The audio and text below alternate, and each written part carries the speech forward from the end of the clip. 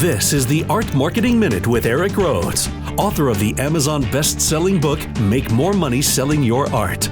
In the Marketing Minute, we answer your questions to help your art career. Brought to you by artmarketing.com, the place to go to learn more about marketing.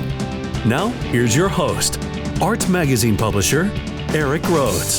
Thank you, Jim Kipping, and thank you for joining us today. I am here. My goal is to eliminate the idea of the starving artist. So let's get right to today's questions. This one comes from Zayn Moore in Richmond, Virginia, who asked, what are some of the non-conventional venues where artists can show our work? How can we zig when everyone else is zagging? Well, that's a principle that I teach is, when everybody else is doing one thing, do you want to do what everybody else is doing? Why not do something different? Well, you can think in terms of non-conventional things. Well, first off, I would ask myself this question. Who buys paintings? Who's most likely to buy paintings? And where do those people hang out, right? And so I was thinking about this one the other day, as a matter of fact, car dealers. If let's say you sell really, really expensive paintings, why not do a show at the Bentley dealer or at the Lexus dealer or the Mercedes dealer, so you're bringing it down a notch.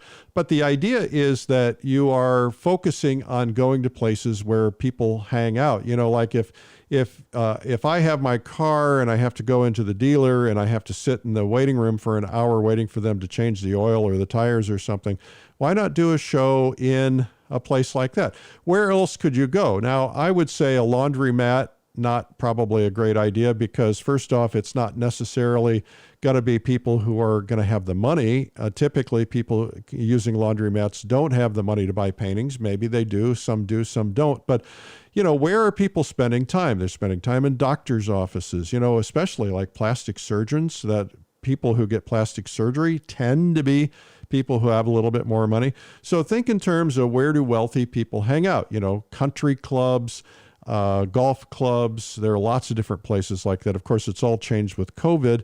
Certainly fancy restaurants, but look for places where my famous saying is stand in the river where the money is flowing, and you can do that and be unconventional, not just do what everyone else is doing. All right. Here's a question from Kelly Watson in Cleveland, Ohio. I was just in Cleveland recently.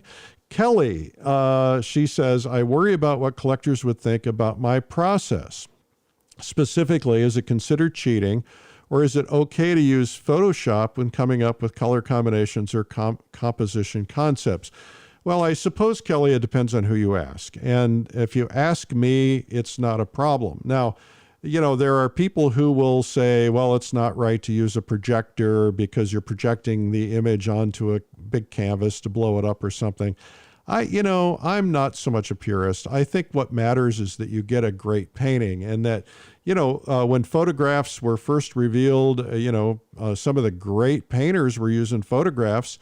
Even people like Bouguereau, who was essentially head of the Beaux-Arts school in France, he was using photographs because, models are expensive. And so you can use photographs. A lot of people use photographs to move objects around. And the whole idea is to create a beautiful painting.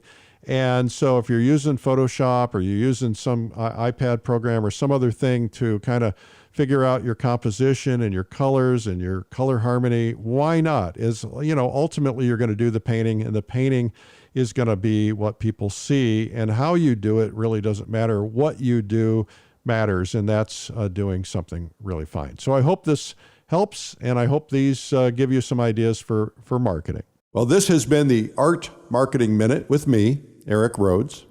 My goal in life is to eliminate the idea of the starving artist and to help your dreams actually come true. So if you want to submit questions, simply email eric@artmarketing.com. And to learn more about marketing ideas, you can visit artmarketing.com. Thanks for listening.